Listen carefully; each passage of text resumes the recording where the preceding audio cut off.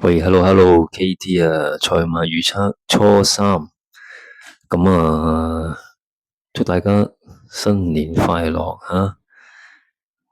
其實聽日咧，我想主力就買第八場嘅，因為有隻一世美麗咧，就上一場跑1600呢個經典杯，唔係經典杯，即係一個打比前哨戰，跟前咗啦，前段都幾快。埋門輸咗，跑第5、6。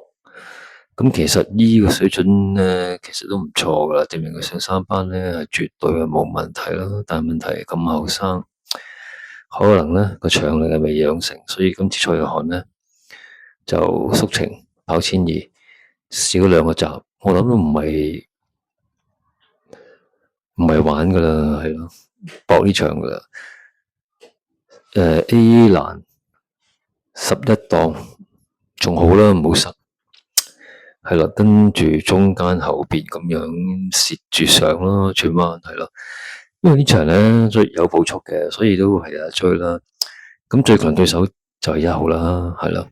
如果擒咗佢就冇得頂啦吓。係啊，咁範圍唔係好多，所以好玩咯。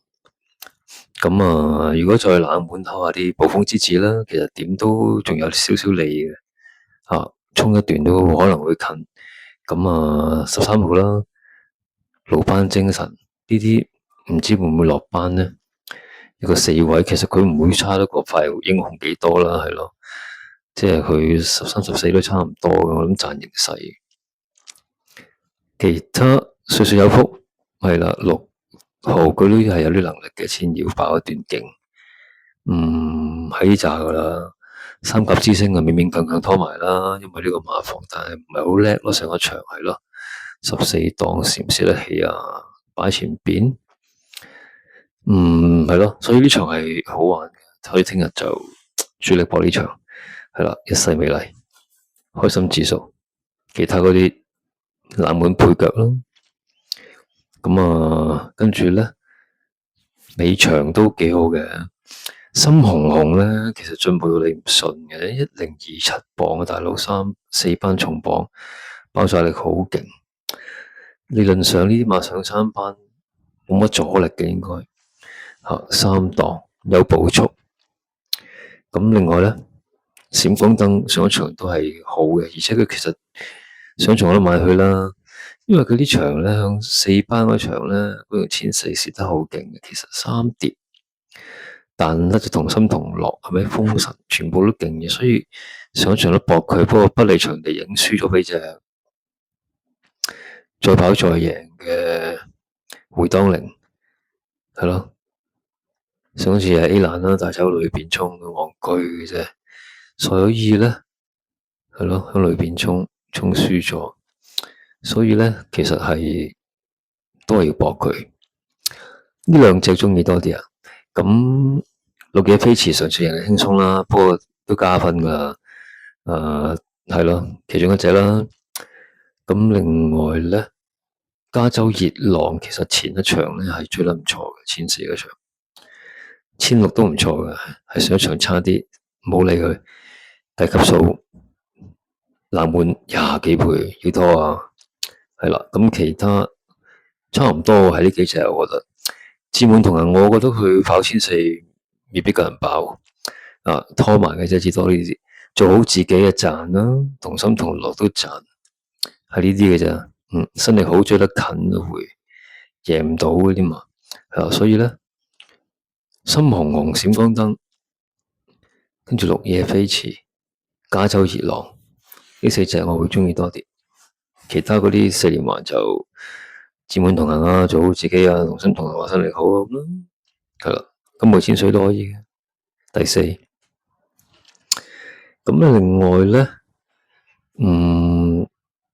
第7場啦，呢場實力馬就形勢唔錯嘅，1號、2號、4號都擺喺前邊，會賺咯，而且能力都強。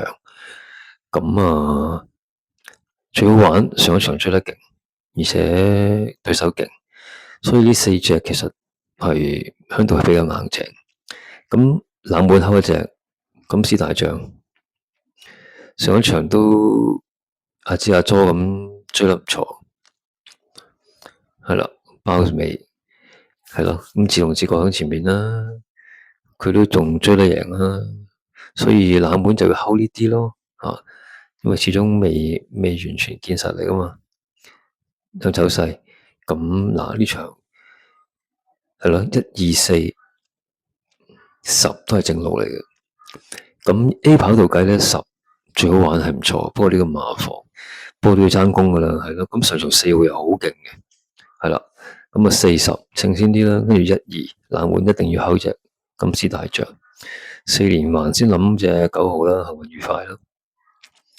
咁啊講咗3場，其他都可以講下嘅。第4場啦，呢場保成志好係勁嘅，不過轉場啊10檔。7號櫻花酒杯有晒飛嘅，12號解碼上場近，14號天天更好轉配備，4隻已經一定要買噶啦。咁咧冷門咧，我想睺隻吉星騎士。咁其實已經連場近嘅啦，3班1650近啦，輸2個零馬位。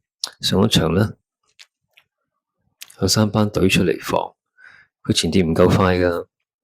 係咁對放個頭，咁其實放到1200都仲贏緊，係嘛？1300、1400都好近嘅，唔係輸得遠嘅啫。其實咁呢啲馬要 hold 住噶啦，係咯，幾廿倍，仲係希斯聽日都多馬，深紅紅係咪？係啦，咁呢場咪有冷門咯，可以買下咯。咁1號精英高球上一場係唔錯嘅，不過咁冷嘅咯，呢啲兼顧就算。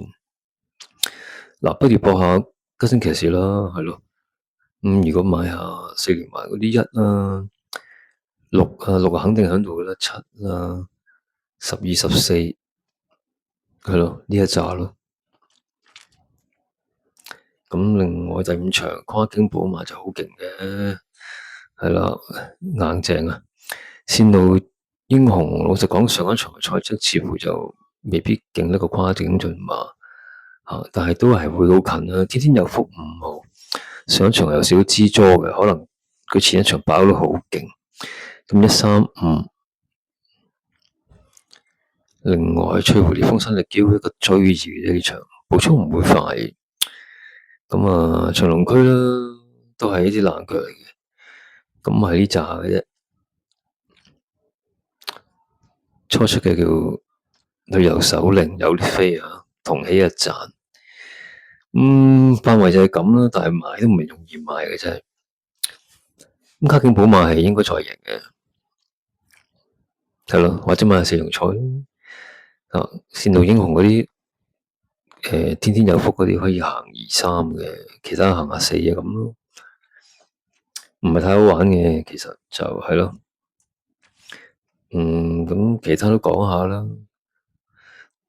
第一場首進就好硬淨噶啦，但係係咯孖寶啦。如果冷門偷下啲宜昌奇兵啦，轉咗馬房同埋秦先生冇理由咁冷嘅，真係贏完1600，係咯，見無情開始嚟了。第2場賢者威風啊，係應該夠贏嘅，係咯，孖寶啦，首進射落去，腳就好複雜。第3場呢場又係好複雜，好多馬。第4場唔錯啦，係咯，可以博下吉星騎士，保成志好。第5場跨境駿馬硬淨嘅，膽硬淨，係咯。咁啊，天天有福，線路英雄，冷門長隆區，初出旅遊首領。第6場包裝福星啊，唔似樣嗰啲飛，不過講真得佢贏得，其他隻隻都差唔多。桃花開咯，或者呢場都算係已經唔多馬噶啦，係啦，4勁啊，有型人，10都勁啊，最好玩，追得勁。咁1、2啊賺啦，冷門金絲大將，係咯，呢場算 OK 嘅啦，其實第8場係主力啦，係啦，一世美麗，開心指數係啦，冷門就係一啲勇冠群英啊，歲歲有福啊，歲歲有福就係咯，好近嘅肯定，暴風之子啊，六班精神，快活英雄咁啦，呢啲係配啦，正路一定係一世美麗鬥開心指數噶啦。第9場就幾隻啦，君主傳承啦，紫荊傳靈啦，型號威風啦，呢3隻都好惡噶啦，尤其是型號威風好盡情，咁奔放似乎上場好翻啲啦，咁極光之子係勉勉強強，所以都係1、3、4主力8，咁係咯，呢場都幾好嘅，可以慢慢填，唔多嘛。第10場呢，輕寶贏面大嘅，如果跑得出水準，係咯，6寶單場就冇好買，單場冇好買1咯，1會賺嘅重磅，4重彩咯。